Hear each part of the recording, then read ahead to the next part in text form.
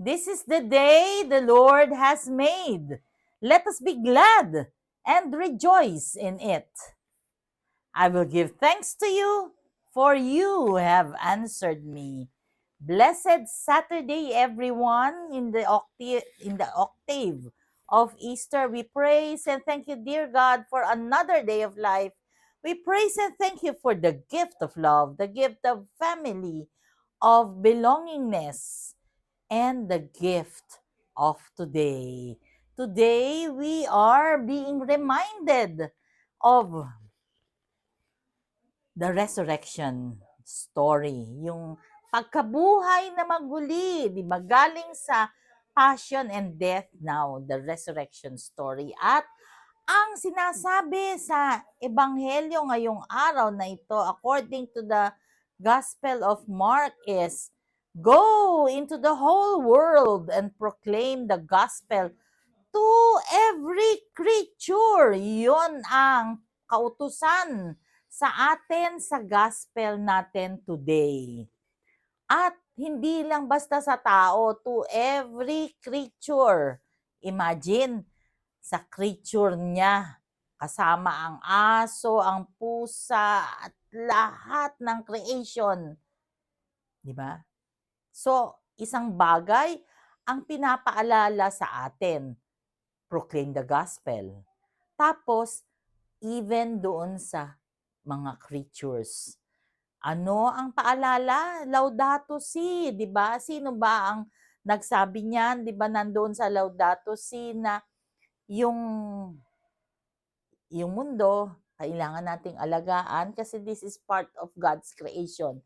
Even the cockroaches, yung birds, the fishes, 'di ba? Kinausap yan ni Saint Francis of Assisi. Natandaan ninyo sa Laudato Si story na diyan sa libro na yan, sinabi, kaya nga merong sun, yung moon, yung lahat yan, lahat ng creation, creatures, creation. And so, ano ang napakaganda ng ng ating ebanghelyo sa araw na ito, na tayo ay inuutusan na let us be witnesses. Yung totoo, magpatotoo tayo sa ating nakita, naranasan, na-experience, naramdaman. Katulad ng masama man o mabuti, Diyos lang ang nakakaalam. Itong kwento na to na nagdaan sa hirap, nagdaan kami mismo mag-asawa, nagdaan kami sa napakaraming pagsubok. And now we are here. Magkasamang nagsiserve, magkasama pa din kasi we were on the verge na maghihiwalay pero hindi natuloy kasi God did not allow us to be separated from one another. And so, yun ay isang patotoo na yung Diyos ay hindi niya pinababayaan yung mga anak niyang naniniwala at nagtitiwala sa Kanya. Yung pagkakasakit ni Madel, nung siya ay 2 years old, who would have thought na magkakaroon siya ng 3 anak at yung mga anak niya ay mga achiever?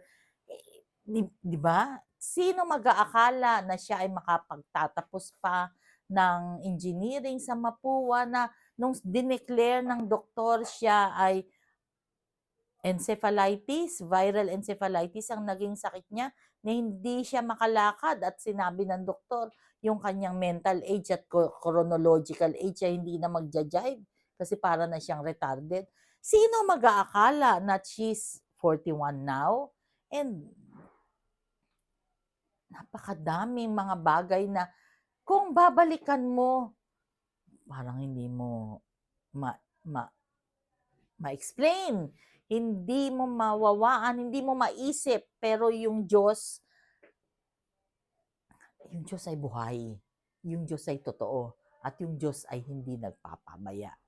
Kaya anuman ang pinagdadaanan mo ngayon, daanan lang yan. Huwag kang umistambay. Dahil matatapos din yan.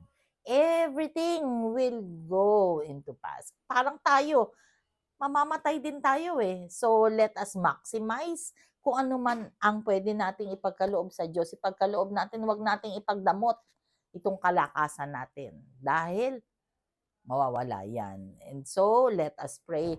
Lord God, we are sorry for our sins, either of commission or omission. We pray for healing, healing of those who are sick, those who are requesting for prayers, and those who are praying with us right here, right now. Panginoon, be with us always and in all ways, and allow your presence in our lives to manifest. Ikaw, Panginoon, ang manguna sa lahat ng mga bagay na aming ginagawa. Stay with us, for without you, we are nothing. All this we pray in your mighty name through the intercession of our Blessed Mother Mary. Amen. God bless.